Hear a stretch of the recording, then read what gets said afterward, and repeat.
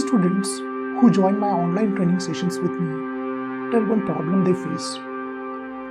When they communicate with others, they get stuck. They forget the words and they don't know what to do. They feel very embarrassed.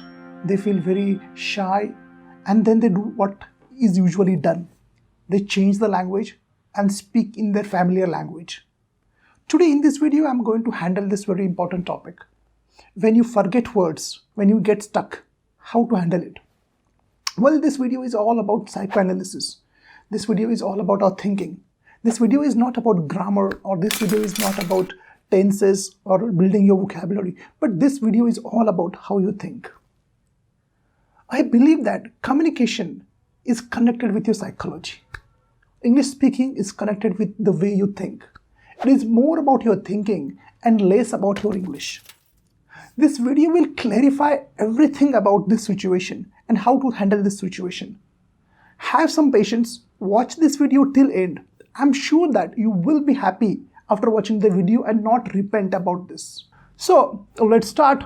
Have patience.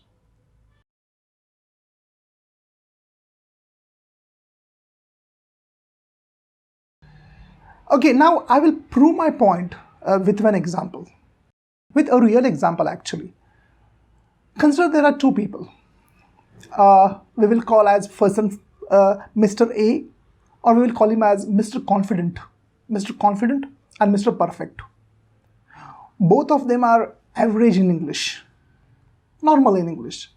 They are learners, and they're from my institute actually. And I know these two people. First, Mr. Confident speaks when he gets stuck, when he forgets the word. He doesn't bother much. He is normal. He adjusts himself and again recalls the words and again tries to speak, and he speaks. There is another person, we can call him as Mr. Perfect. When he gets stuck, he gets nervous. He feels embarrassed. You can see all these things from his facial expressions. And ultimately, he stops and changes his language and comes back to Hindi or whatever his mother tongue is. So these are the two people who face the same situation, but they react in a different way. Why this happens? Let us see how Mr. Perfect thinks. That person who gets stuck, then gets nervous, then forgets whatever he's going to speak, and then he changes his language. Listen carefully, watch carefully. What happens is, when this person, Mr. Perfect, which we call him Mr. Perfect, gets stuck, there is something that happens in his head. And that something is called as self-talk. That something is called as thinking. The way he interprets the situation is different than Mr. Confident. When he gets stuck, this person, Mr. Perfect, thinks in a wrong way, thinks in an irrational way, a logical way. How he thinks, I'll tell you. Once he gets stuck, he thinks that, oh my God, I got stuck. I have forgotten my words. Now what he will think about me? He will think that I'm illiterate. He will think that I'm uneducated. He will think that my English is horrible. He will think that I'm a useless person. This is what this person, Mr. Perfect, thinks when he gets stuck. Now what happens when he thinks in this way? He feels in a similar way, because your feelings depends on your thinking. When he thinks in this way, he feels nervous, he feels embarrassed, he feels uncomfortable, anxious, and which is reflected from his facial expressions. After the feelings, the third part is behavior, because behavior depends on your feelings. What is the behavior? He will get stuck, he will stop for 1 second, 2 seconds, then he will use his familiar language, his mother tongue, and then he continues. But next time, he will not try to come back again and speak again whenever he gets stuck, because this experience is a very bad experience for him. And then he rarely comes back and speaks.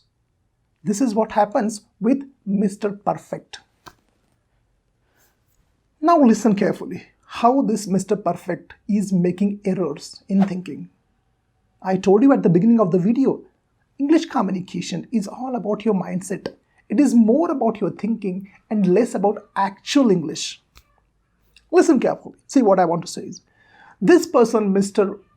Perfect, has one, we can call it as a disease or a thinking error. That is Mr. Perfect. I must speak perfect English. I must not get stuck anywhere. I must speak fluently, effortlessly, like a native speaker, like an American. And if I get stuck, it's horrible. It's catastrophic. It is such a big insult for me. It shows that I'm uneducated. It shows that I'm illiterate. It shows that I'm such a stupid person. This kind of thinking, this Mr. Perfect has. From where this thinking comes? This thinking comes from his childhood. This thinking comes from his grammar teacher who told that don't make a mistake. If you make a mistake, you are idiot, you are silly. All the red marks will come on your paper and he will write, or the grammar teacher will write very bad, very poor. All these things are ingrained in your head. And these things develop this kind of thinking, which develops this kind of fear of making mistakes. We can call this as catastrophization. Friends, it's not the errors or it's not the forgetting the vocabulary, but how you look at this event, that matters. Mr. Perfect look at this event, look at this particular event when he forgets in a different way. He takes it very personally. He makes it a big issue. He takes it very seriously, and therefore he feels very nervous, and therefore, because he feels nervous, he again forgets. Because once you feel nervous about forgetting, you forget everything. And then he comes back to his original mother tongue language. This is what Mr. Perfect does. Now let us talk about Mr. Confident. How he thinks about this same situation. Mr. Confident also gets stuck, also forgets the words. But how he looks at the situation, that's entirely different, and that makes the difference. How he looks at the situation? He looks in a different way. He thinks that, well, I got stuck.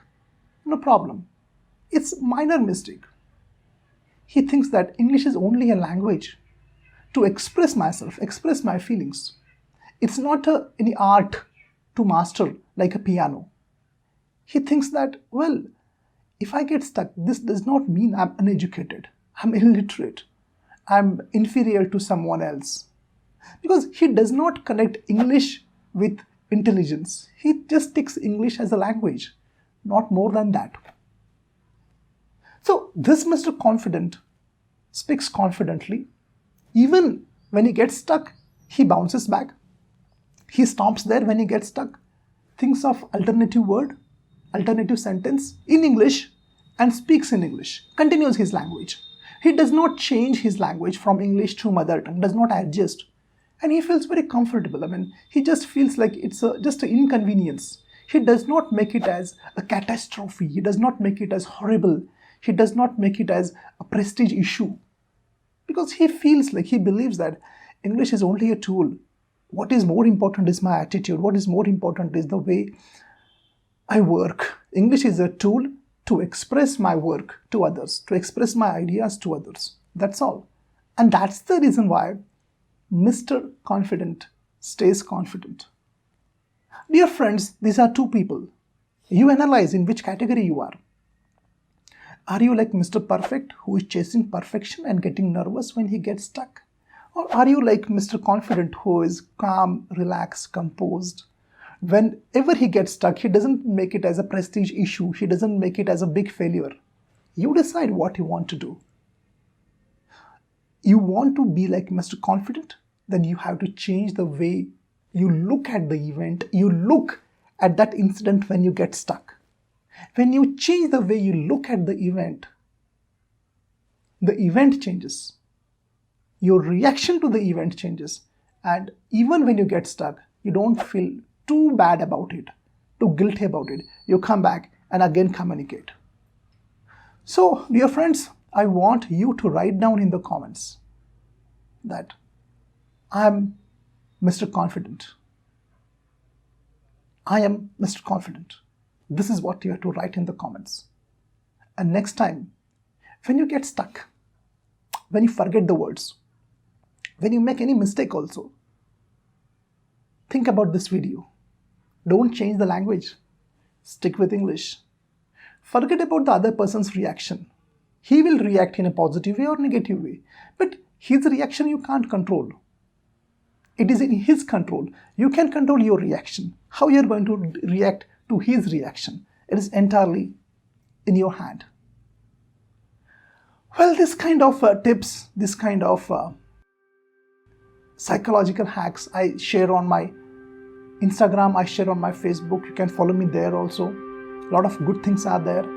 If you want to be a good communicator, if you want to be a confident public speaker, good in group discussions, good in public speaking, and if you want to be mentally tough, follow my channel. It will help you immensely. Thanks a lot for watching, and be Mr. Confident. Goodbye.